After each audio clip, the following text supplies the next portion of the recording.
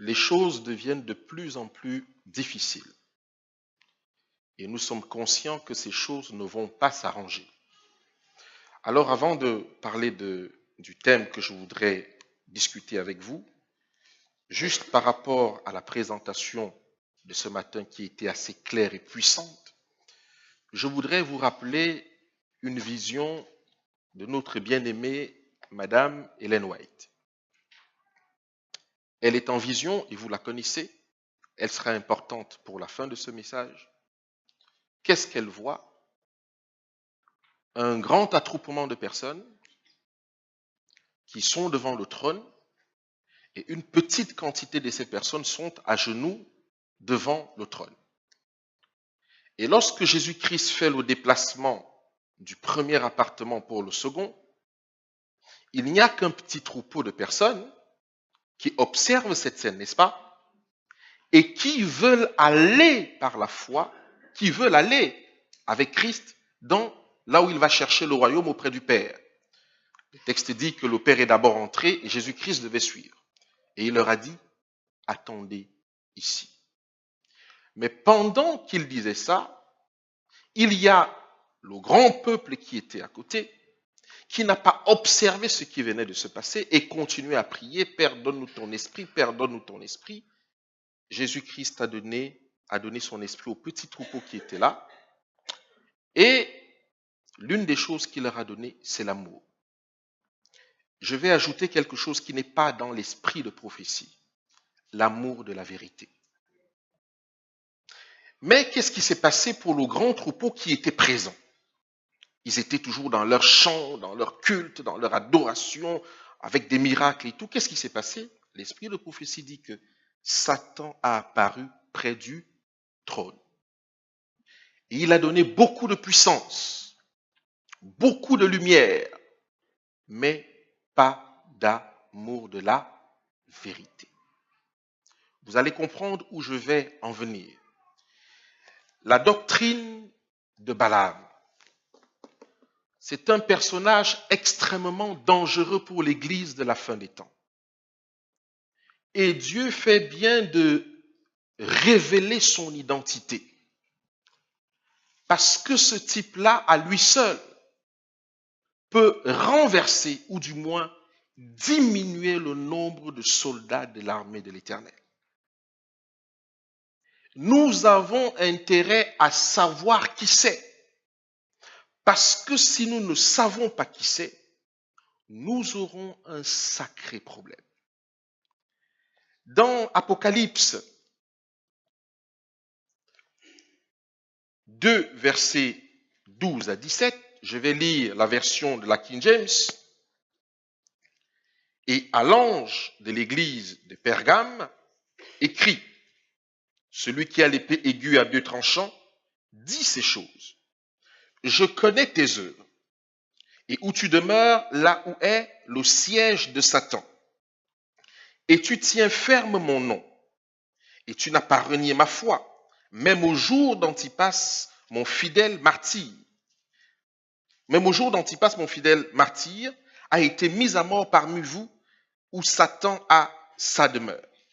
Mais j'ai plusieurs choses contre toi, parce que tu as là ceux qui maintiennent la doctrine de Balaam, qui enseignait à Balak de jeter une pierre d'achoppement devant les enfants d'Israël pour qu'ils mangent des choses sacrifiées aux idoles et pour commettre de la fornication, c'est-à-dire, en grec, de la pornographie. Nous allons y revenir. Et tu as aussi ceux qui maintiennent la doctrine des Nicolaïtes, laquelle chose je hais.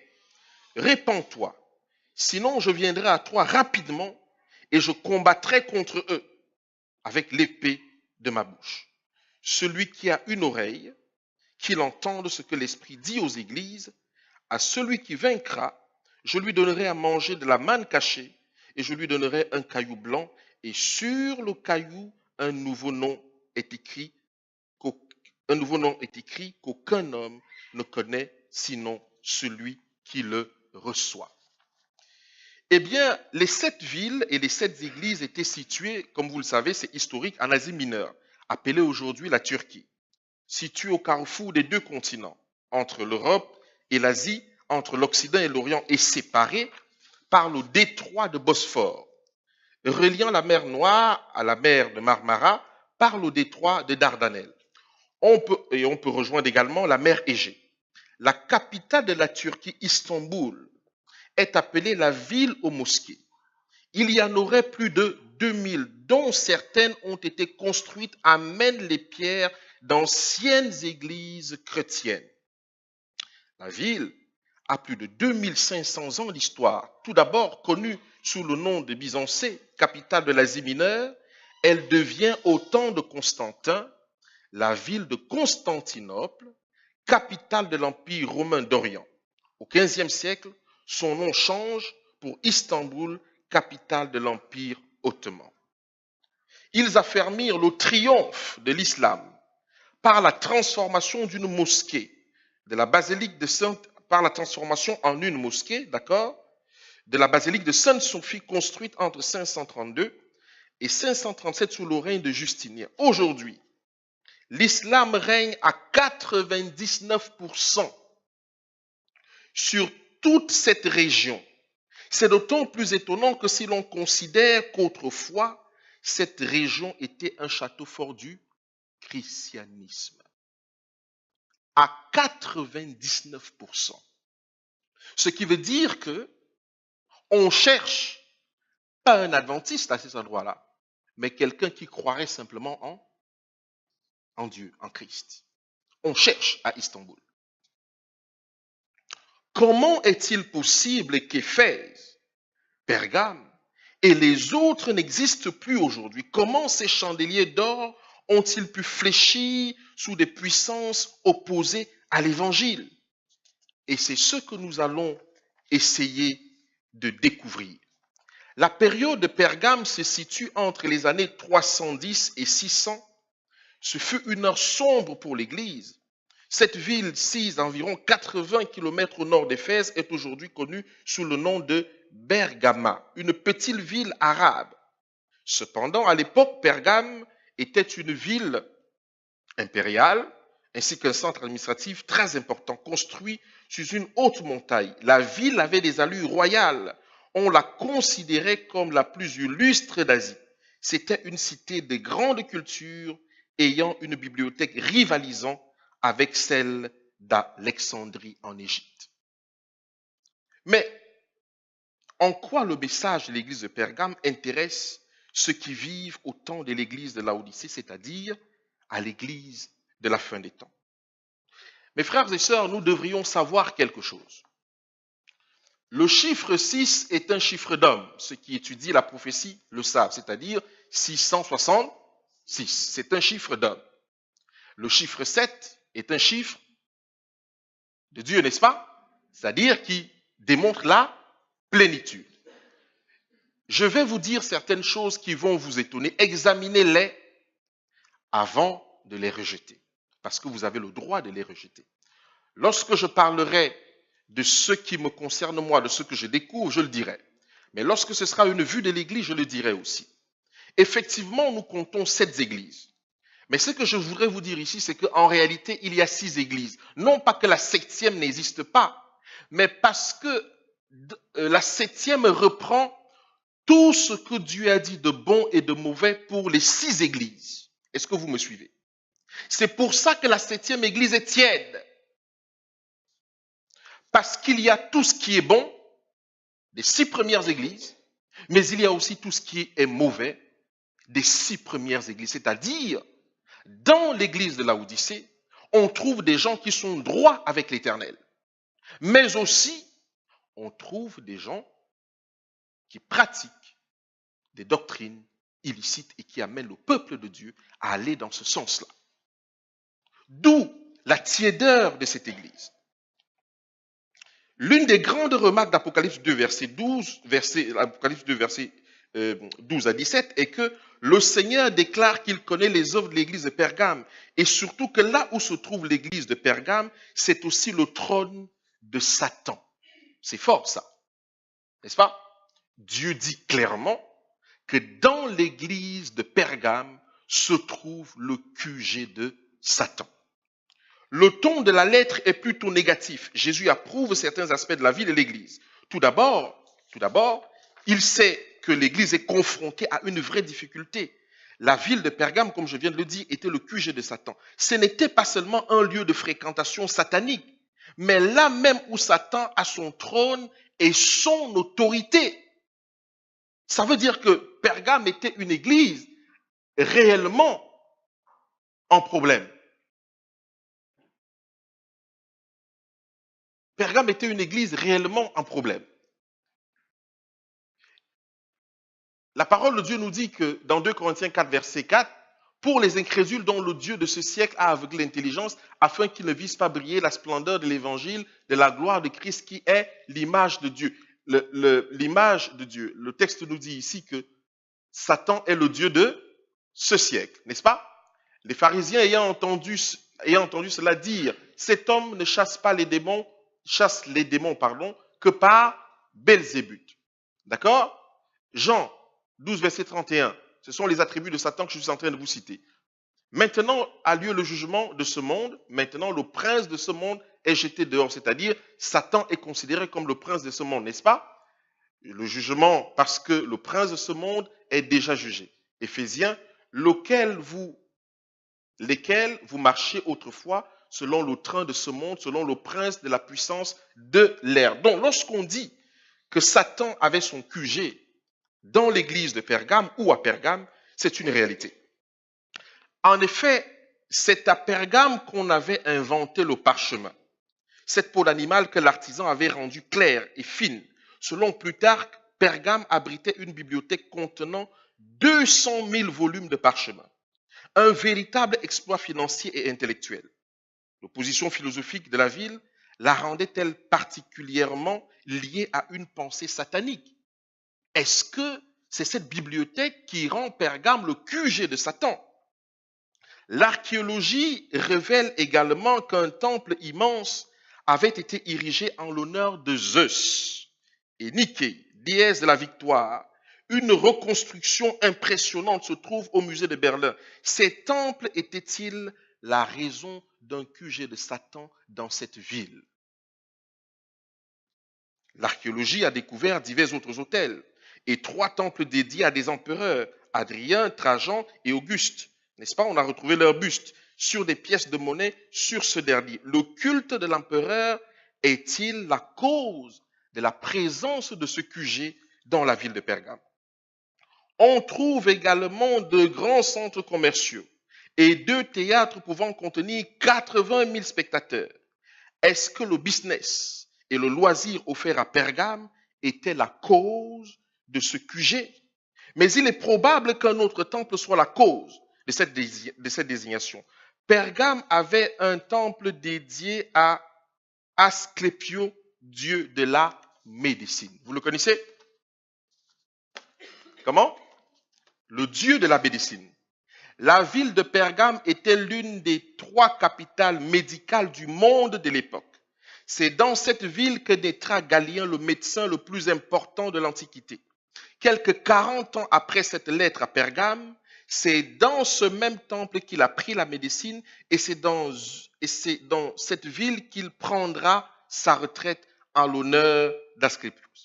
Des serpents, alors, le système fonctionnait comment pour soigner les gens? D'accord? Des serpents étaient souvent utilisés dans des rituels de guérison et des serpents non venimeux s'insinuaient dans les doctoires des malades et des blessés à partir de 300 avant Jésus-Christ. Le culte devient très populaire et des pèlerins affluèrent dans ces temples de guérison pour être guéris de leurs maladies. Des rituels de purification étaient suivis d'offrandes et de sacrifices aux dieux. Les pèlerins passaient la nuit dans la partie la plus sainte du sanctuaire. Tous les rêves et visions étaient décrits aux prêtres qui en déduisaient la thérapie adaptée pour un processus d'interprétation. Dans certains temples de guérison, des chiens sacrés léchaient les blessures. Il y avait de nombreux témoignages de guérison qui étaient consignés par écrit et faisaient l'objet d'une action de grâce particulière. Les serpents, le serpent est encore aujourd'hui le symbole du corps médical en référence à Asclépios ou Esculape en latin, dieu de la guérison. Quel est le signe de la médecine aujourd'hui?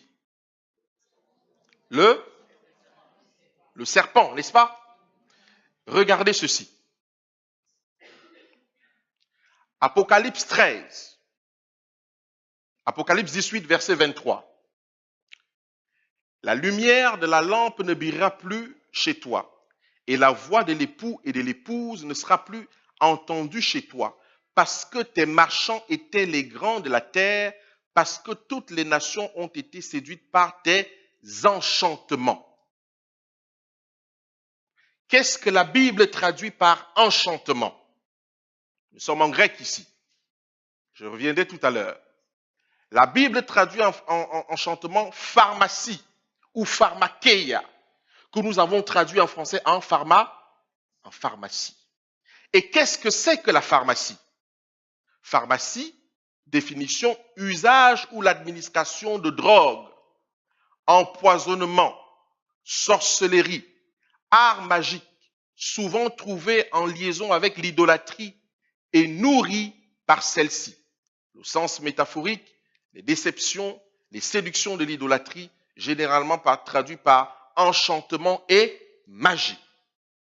Voilà comment le texte traduit notre compréhension de la pharmacie. En d'autres termes, les médicaments que nous consommons, mes frères et sœurs, c'est quoi exactement? Vous savez ce qui s'est passé?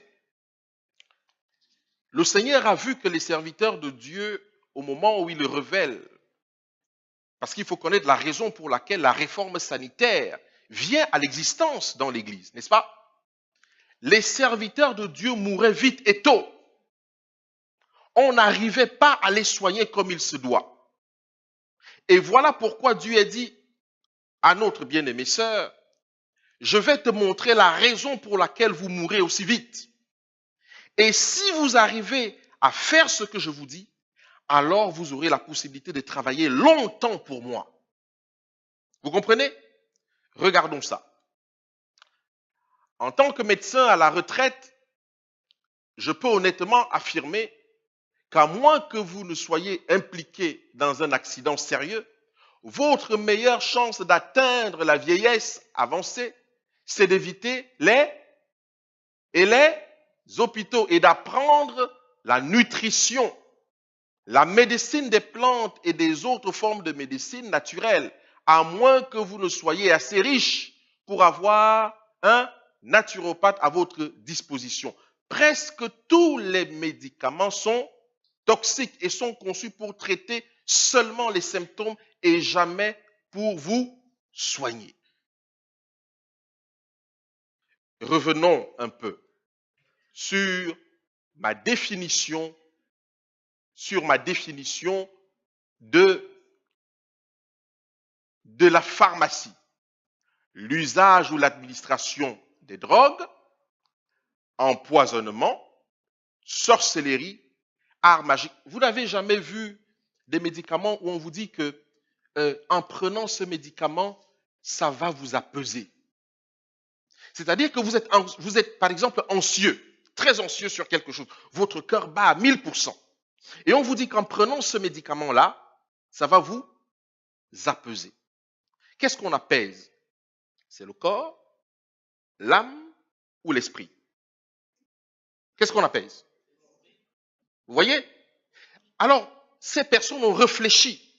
Parce que nous ne faisons pas la différence entre notre corps, notre âme et notre esprit. C'est pour ça que d'aucuns disent le corps, d'aucuns disent l'esprit. D'accord? Nous ne connaissons pas encore comment ces choses fonctionnent à nous. Et nous avons un sérieux problème là-dessus. En tout cas, mes frères et sœurs, en tout cas, j'ai donné la définition de pharmacie.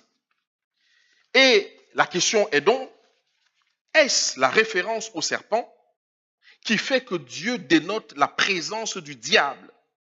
En tout cas, le climat était difficile pour les chrétiens. Ils devaient maintenir leur fidélité à Dieu alors qu'on exigeait d'eux de vénérer César une fois par an. On rapporte qu'un chrétien sculpteur de profession a été exécuté pour avoir refusé de sculpter une image d'Asclépios. Jésus sait que les chrétiens demeurant dans le repère du diable, ils ont la main dans l'antre de la vipère et leur vie n'est pas facile. La vipère mord et les chrétiens ont dû être résolus dans leur affirmation de la foi chrétienne. Maintenant, ça va devenir très intéressant. La parole de Dieu dit ceci. Même lorsqu'Antipas, l'un des membres prééminents de Pergame, a été mis à mort. Et comment Antipas a été mis à mort? La tradition rapporte qu'il a été rôti dans une casserole de cuivre.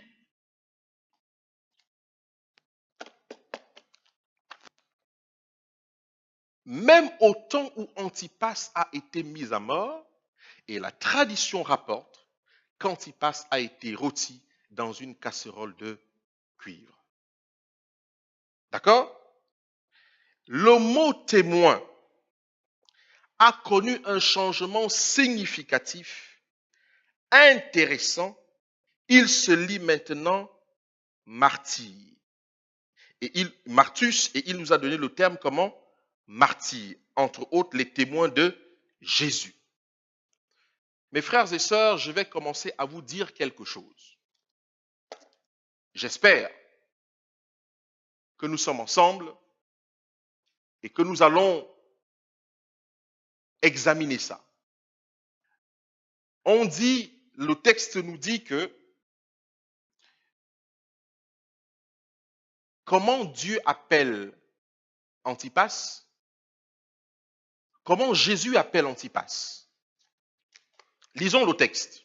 Jésus dit qu'Antipas c'est quoi? Quel est l'adjectif que Dieu donne à Antipas?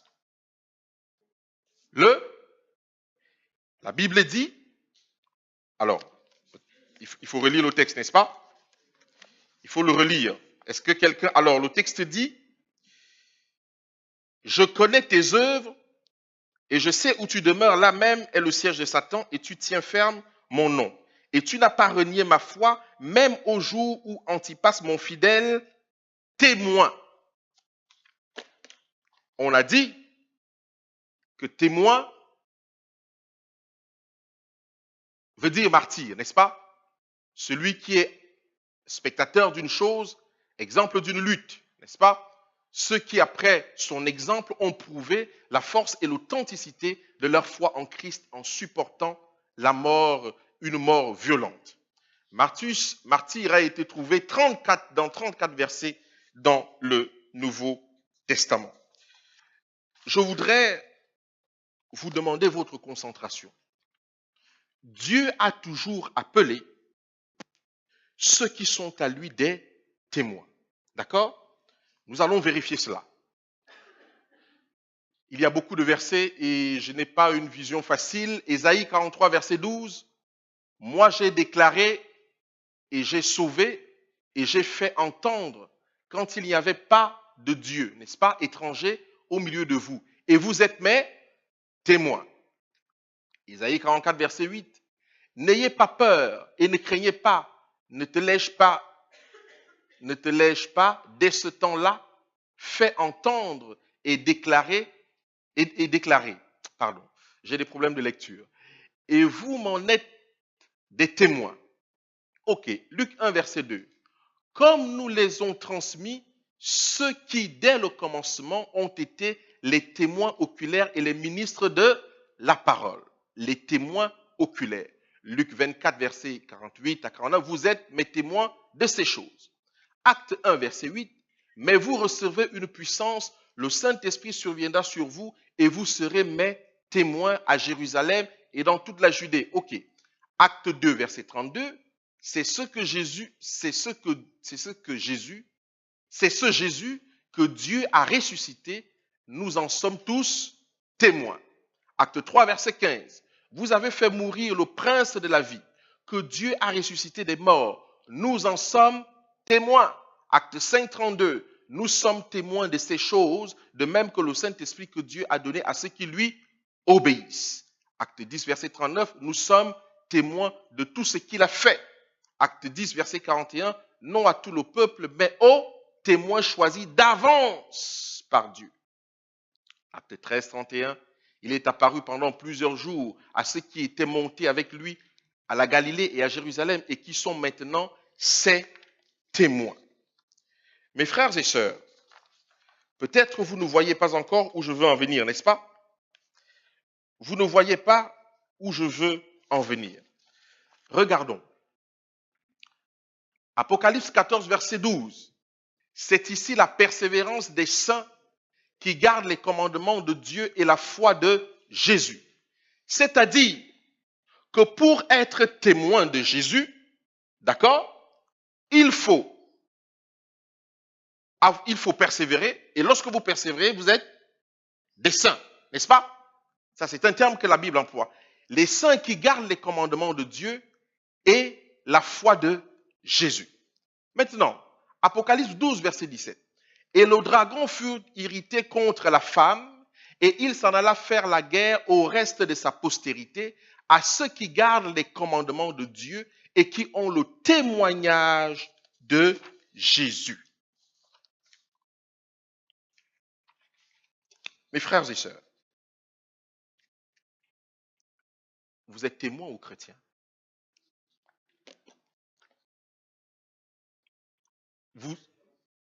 Vous êtes témoins ou chrétiens? Maintenant, qu'en est-il du fameux nom que nous portons aujourd'hui? Le nom de chrétien. Regardez bien que le témoin a quelque chose d'essentiel. C'est l'obéissance totale au commandement de Dieu. Cette obéissance totale au commandement de Dieu par la vertu du Saint-Esprit lui donne la foi de Jésus. Les témoins n'ont pas la foi en Jésus. Les témoins ont la foi de Jésus. Vous comprenez? Il n'y a l'ombre d'aucune désobéissance dans l'âme d'un témoin puisqu'il est né de nouveau. Il est né de nouveau. Il n'y a pas l'ombre d'une désobéissance volontaire, sinon accidentelle, pécheur certes, mais n'aimant plus le péché. Passant le temps à se repentir. Le témoin, même au jour où mon fidèle témoin Antipas est mort, rôti dans une marmite de cuivre, vous n'avez pas frémi dans votre foi. Mes frères et sœurs, lorsque vous avez un leader et qu'il meurt d'une telle mort, la première chose qui arrive, c'est que c'est la débandade totale. D'ailleurs, au temps de Christ, ça s'est vu, n'est-ce pas? Ils se sont enfuis. Le témoin est rempli de fidélité et de justice, puisqu'il est témoin de quelque chose et donc il vit comme son maître a vécu. Et Jésus de dire, si vous m'aimez, gardez mes commandements. Donc celui qui aime le Christ et qui est témoin de sa vie et de sa personne, en lui-même acquiert la même foi que Christ avait, c'est-à-dire la foi de l'obéissance. Hébreux 5, versets 8, 7 et 8. Bien qu'étant fils, il a appris l'obéissance par des choses qu'il a souffert. Maintenant, voici ce que je veux vous dire aujourd'hui. Mes frères et sœurs, prenez ça très au sérieux. Parce que ce qui va se passer, c'est déjà passé. Et je vais essayer de vous le démontrer tout de suite. Qu'en est-il de ce fameux nom que nous portons aujourd'hui? Je suis chrétien. Pour m'identifier à une catégorie de personnes qui sont moins marginalisées dans la société, je suis chrétien. Parce qu'évidemment, si je suis musulman par les jours qui courent, ça crée un petit problème de confiance, n'est-ce pas? Mais je suis chrétien. Alors, un chrétien est une personne qui adhère aux doctrines et aux pratiques du christianisme. Qui adhère? C'est quoi adhérer au fait? Comment? faire partie, qui accepte, qui fait, j'adhère à une association, mais je ne suis pas d'accord avec tout ce qu'ils font. D'accord? Un chrétien adhère, ok? Croit en la divinité de Jésus de Nazareth et suit son enseignement reporté dans les saints évangiles. Le mot chrétien provient du mot Christ, Christos, traduction grecque du mot hébreu pour Messie, c'est-à-dire oint du Seigneur.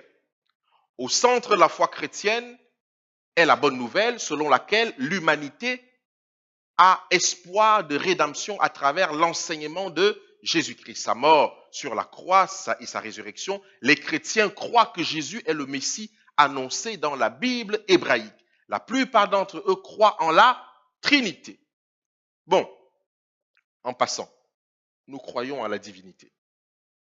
Dieu le Père, Dieu le Fils et le Saint-Esprit. 3 personnes. D'accord?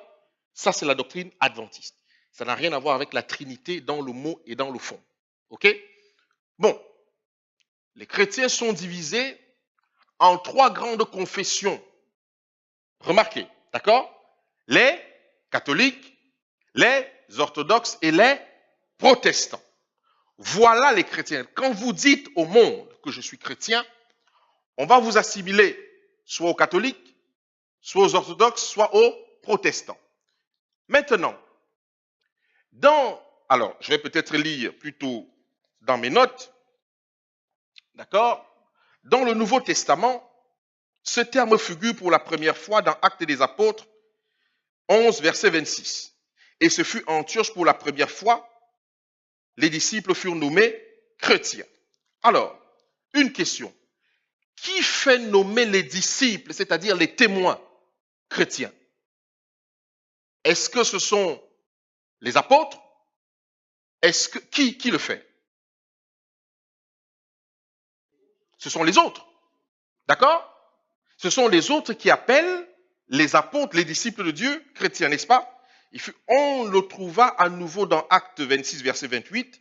Le roi Hérode, Agrippa, il est répondant à Paul, tu me persuades d'être chrétien. Tu me persuades d'être chrétien. La troisième et dernière référence à ce mot est dans 1 Pierre 4, verset 16. Mais si c'est comme chrétien qu'il souffre, qu'il en éprouve aucune honte, qu'il fasse au contraire honneur à Dieu en se montrant digne de ce nom. L'utilisation du mot chrétien se réfère d'une manière péjorative au fait que ceux-ci ne reconnaissaient pas l'empereur de Rome. Vous voyez? Ceux-ci ne reconnaissaient pas l'empereur de Rome. Le surnom aurait été créé dans la ville d'Antioche. Il est sans doute devenu coutumier à partir de l'époque d'Ignace d'Antioche et de Polycarpe, de Smyrne, probablement à cause de l'acceptation du terme par Pierre, c'est-à-dire le verset qu'on vient de citer tout à l'heure. Vous me suivez? Les premières apparitions du terme de la littérature laïque incluent Flavius Joseph, qui parle de la tribu des chrétiens. D'accord? Dans sa correspondance avec Trajan, alors, qui écrit vers la fin du 1er siècle dans ses annales, il décrit que par une vulgaire appellation, ils étaient communément appelés chrétiens et les identifie comme les responsables du grand feu de Rome selon Néron. Ok.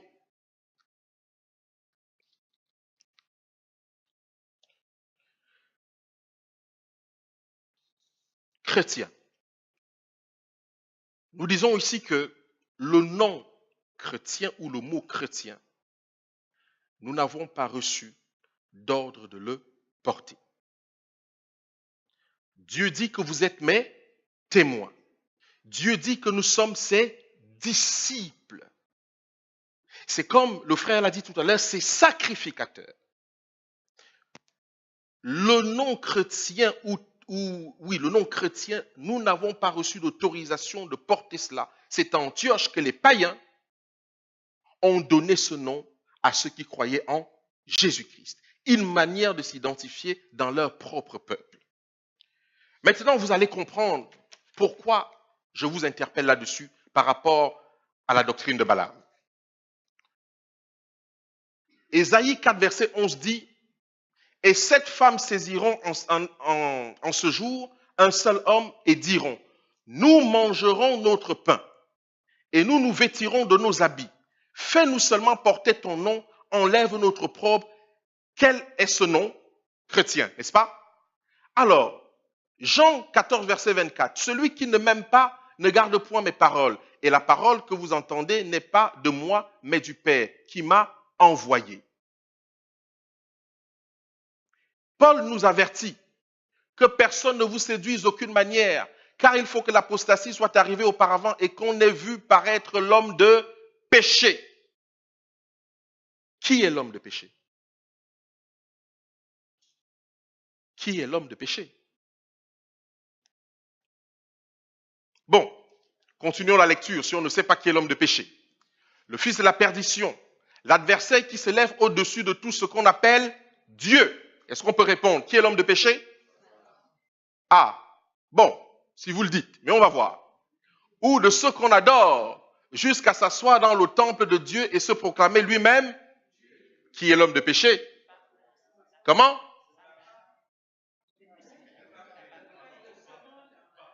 Le pape. Ok, continuons la lecture. Ne vous souvenez-vous pas que je vous disais ces choses lorsque j'étais encore chez vous? Et maintenant, vous savez ce qui le retient, afin qu'il ne paraisse qu'en son temps. Car le mystère de l'iniquité agit déjà. Il faut seulement que celui qui le retient encore ait disparu. Et alors paraîtra l'impie que le Seigneur Jésus détruira par le souffle de sa bouche et qu'il l'anéantira par l'éclat de son avènement.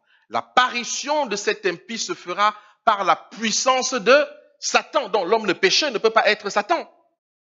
Puisque c'est par la puissance de Satan qu'il va paraître. Vous comprenez? Avec toutes sortes de miracles, de signes et de prodiges mensongers. Et avec toutes les séductions de l'iniquité pour ceux qui périssent parce qu'ils n'ont pas reçu l'amour de la vérité pour être, comment? Sauvés. Pour être sauvés. Mes frères et sœurs, je vous ai posé la question tout à l'heure, qui est l'homme de péché? Lorsque vous dites que vous êtes chrétien, vous vous référez à qui? Comment? On se réfère à qui? Lorsqu'on dit qu'on est chrétien, à qui on se réfère? On se réfère à quelqu'un. Puisque nous venons de lire que lorsque nous disons que nous sommes chrétiens, soit nous sommes catholiques, soit nous sommes orthodoxes, soit nous sommes protestants. Alors, on se réfère à qui? Allez en Inde et dites que vous êtes chrétien. On va vous assimiler à qui? Hein? Vous ne voyez pas encore où je veux en venir. Hein? Ok. Lorsque vous dites que vous êtes chrétien, vous vous référez à qui? Bon, ça va être encore plus limpide. Apocalypse 17, verset 6. Et je vis cette femme ivre du sang des saints et du sang des témoins de Jésus. Ça veut dire qu'il y a une femme qui est ivre du sang des saints et des témoins de Jésus. Nous savons qu'il y a deux femmes dans la Bible. Celle qui est l'épouse du Christ et celle qui est l'épouse de Satan. D'accord? C'est elle qu'on appelle la femme d'Apocalypse 17. On nous dit qu'elle est ivre du sang des saints. Comment? Alors, le texte nous dit, en la voyant, je fus saisi d'un grand étonnement. Alors, comment elle a fait pour boire le sang des saints?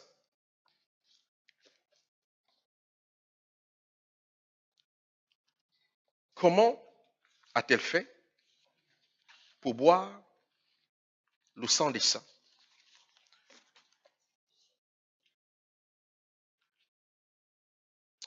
Mes frères, vous ne faites pas encore la connexion. Je vais vous aider. Nous avons vu que les témoins de Jésus ont pour socle l'obéissance totale à la parole de Dieu. Les témoins de Jésus sont comme Antipas. Même lorsqu'ils voient la mort venir, ils préfèrent mourir que de déshonorer ou de renier les principes qui sont mentionnés dans les Écritures, n'est-ce pas? Le chrétien a pour socle de sa foi la désobéissance, parce que c'est seul le chrétien qui choisit dans la Bible ce qui l'intéresse et ce qui ne l'intéresse pas. C'est pour ça qu'ils sont orthodoxes, c'est pour ça qu'ils sont catholiques, c'est pour ça qu'ils sont protestants, parce qu'ils ont pour base la désobéissance. Leur capacité à dire à Dieu, comme Abel, le Seigneur a mentionné qu'il faut un sacrifice d'agneau, n'est-ce pas? Caïn, qu'est-ce qu'il a fait? Il est allé chercher ses fruits. Il a dit, écoute mon gars, tu vas prendre ça. C'est ce que je peux te donner. Jusque-là, le chrétien est aussi celui qui est né de la chair. Parce que dans Galates, il nous est dit quoi? Celui qui est né de l'esprit, celui qui est né de la chair persécutera toujours celui qui est né de l'esprit. Qui connaît les Vaudois? Qui les a tués? Qui a tué les Vaudois? Répondez. Qui a tué les Vaudois? Non. Mes frères et sœurs, n'ayons pas honte, répondons. Qui a tué les Vaudois? Mais pourquoi vous le faites? C'est la vérité ou pas? Qui a tué les Vaudois? Les chrétiens, n'est-ce pas? Au temps de la Réforme, qui a tué les réformateurs? Les chrétiens, n'est-ce pas? Et pendant que les chrétiens liquidaient ces gens, comment est-ce que les chrétiens les appelaient? Non, les hérétiques. Ils ne les appelaient pas les protestants, ils les appelaient des hérétiques, des damnés.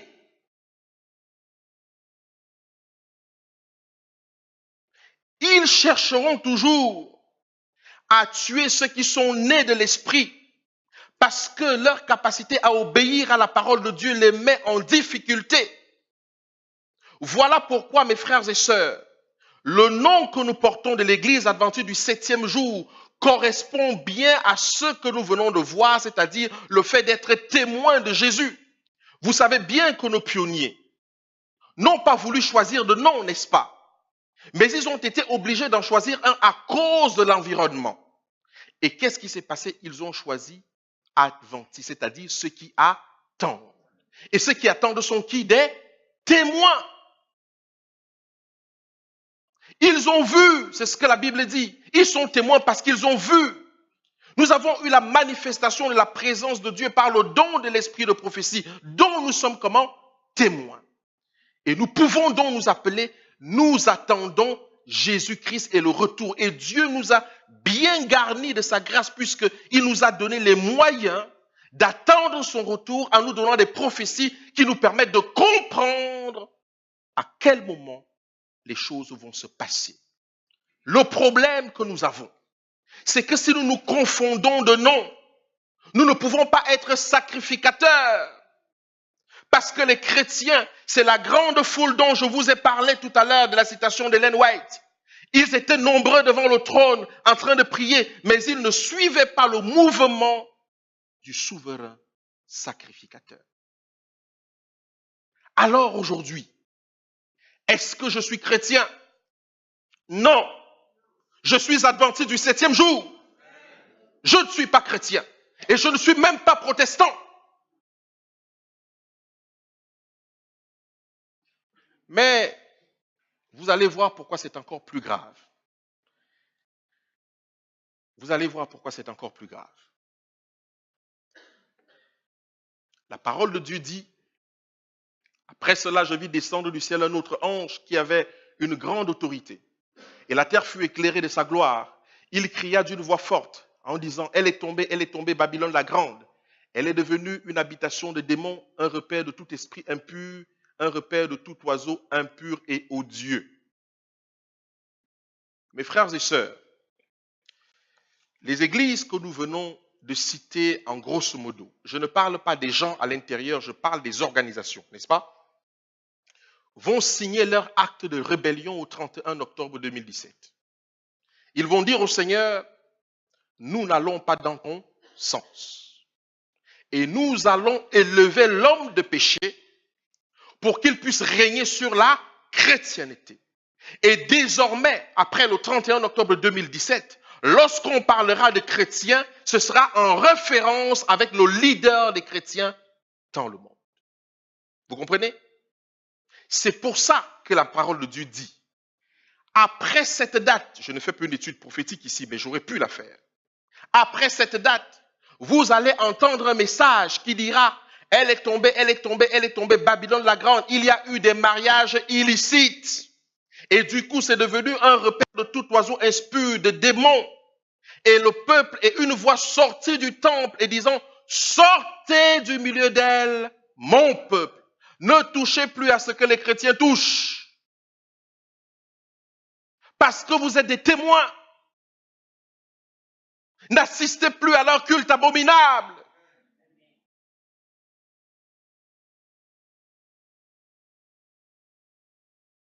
N'assistez plus à leur culte abominable. Sortez du milieu d'elle, mon peuple. C'est le message à partir du 31 octobre 2017 qui va commencer à naître dans les rangs de l'Église et qui va commencer à recréer l'atmosphère de l'Église des faits, c'est-à-dire la persécution. Car Jésus-Christ annonce la fin par le début. Comment comprendre ça? Lorsque Dieu donne la prophétie du Messie, il y a un peuple qui l'attend, n'est-ce pas? Ce peuple s'appelle l'Israël,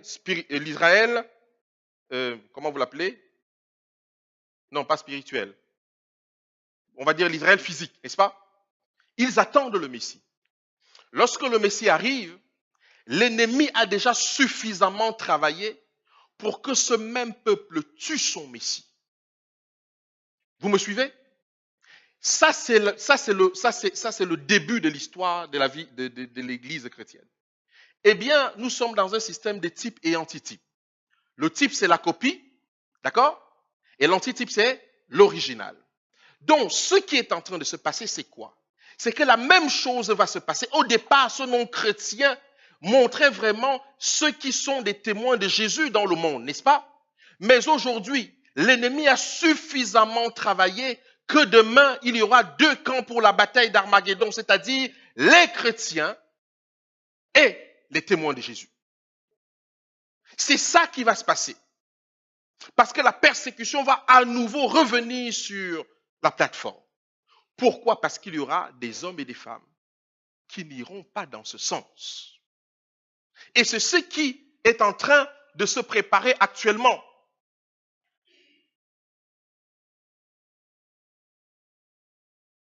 Ça, c'est un texte que j'aime beaucoup. Le protestantisme tendra la main de confraternité au pouvoir romain. Alors paraîtra une loi contre le sabbat de Dieu de la création. Et c'est à ce moment que Dieu accomplira l'œuvre étrange sur la terre. Cet événement, je ne sais pas pourquoi on n'en parle pas, doit se passer d'ici quelques jours. Et la signature sera faite à Rome. Vous allez voir combien de religions ont déjà signé. Voilà, ce sont les dates ici. Toutes ces organisations religieuses ont déjà signé des accords sur la justification de la foi et toutes ces choses-là. Ils ont déjà dit que oui, nous allons demander pardon pour la réforme de Luther. Combien de personnes ont donné leur vie pour ça? Combien de sang a coulé pour qu'aujourd'hui, des gens puissent renier ce qui s'est passé? Comment? Je n'ai pas entendu. Voilà. Ils ne connaissent pas leur histoire. Et voilà comment ça va se passer. Au 31 octobre, tout ça va être clair. Ça va passer peut-être inaperçu. Mais à partir de ce moment-là, nous avons un sérieux problème. Sommes-nous donc chrétiens ou sommes-nous adventistes du 7e jour? Nous allons devoir répondre à cette question claire et nette. La parole de Dieu dit, même au jour où mon fidèle témoin Antipas est mort, votre foi a été, comment dire, vous avez préservé votre foi. Mes frères, on peut me juger sur ce que je viens de dire. On peut dire qu'il y a des sentiments de haine derrière. Mais vous allez voir que à cause, et ce n'est pas moi qui l'ai prédit, c'est qu'à la loi du dimanche, que nous attendons, si Dieu le veut, d'ici peut-être 2020 et encore, tout le monde prendra la poudre d'escampette, comme on dit souvent. Il n'y aura plus d'institutions. Et dans ces dénominations dont je viens de citer, il y a des hommes et des femmes là-bas qui sont des témoins de Jésus, mais ne connaissent pas encore la vérité. Il faut qu'on leur lise les Écritures dans le sens. Et ça va aller très vite pour chacun d'entre nous. Vous voyez, ça va aller très vite pour chacun d'entre nous. Ça, c'est encore... Vous voyez, ce que j'essaie de vous dire ici, mes frères, c'est que quelqu'un va vous poser la question, mais pourquoi Ellen White utilise le mot chrétien partout? Bien sûr, elle utilise le mot chrétien comme William Miller pensait que le sanctuaire était la terre, n'est-ce pas? Sortant d'une église baptiste. Et puis, ceux qui représentaient vraiment le Christ à cette époque, c'était des chrétiens. Et donc, elle a le droit, elle a raison d'employer cela. Mais la Bible dit qu'à la fin des temps, vos fils et vos filles prophétiseront. Je ne suis pas en train de remettre quelque chose ici en question, mais je suis en train de parler de quelque chose d'actuel. Tous les chrétiens vont se réunir pour combattre Dieu. N'ont-ils pas commencé? La célébration des mariages illicites entre sexes, d'accord, vient d'où aujourd'hui? Dans les églises chrétiennes, on commence déjà à le faire. Aux États-Unis, c'est la débandade. Donc, ça veut dire que ce sont des hommes qui se sont levés ouvertement contre Dieu. Et on dit au Seigneur, écoute, nous voulons juste porter ton nom, chrétien. Nous avons notre doctrine, nous avons nos vêtements, nous avons notre salaire. Tu peux rester là où tu es, mais nous, on porte juste ton nom. Ça nous permet de faciliter le business. Maintenant, on peut aussi me dire, mais c'est un message qui n'est pas sérieux. Mais je vous mets au défi de me prouver le contraire, que dans très peu de temps, tous ceux qui n'iront pas dans la direction que la chrétienté va imposer seront traités d'hérétiques, de terroristes, des dissidents, de haineux, ennemis de la nation, parce qu'on refusera d'aller dans l'unité. Et maintenant, je vais vous laisser avec ceci. Je reviens un peu en arrière. Est-ce que ça fonctionne? Non. Ça c'est... Voilà. Si je peux revenir en arrière. Voilà. Voilà. Oh, finalement, il s'en est allé. Donc, hop, hop, hop, hop, hop. Voilà.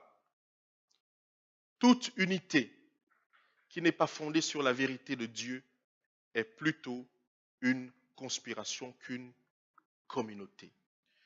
Nous allons devoir choisir maintenant, mes frères et sœurs. Le temps est arrivé depuis que l'adventisme a été créé.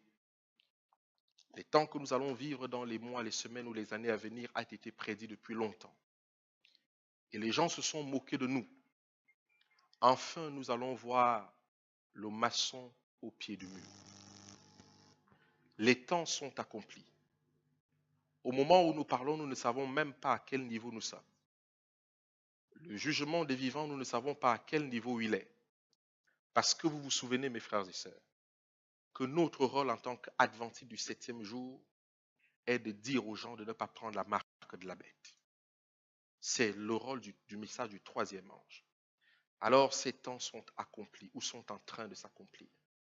Nous allons devoir choisir dans quelle équipe nous allons jouer. Dans celle des témoins de Jésus ou dans celle des chrétiens qui vont former une armée pour combattre l'agneau. Mais gloire soit rendue à Dieu parce qu'il est écrit, l'agneau les vaincra.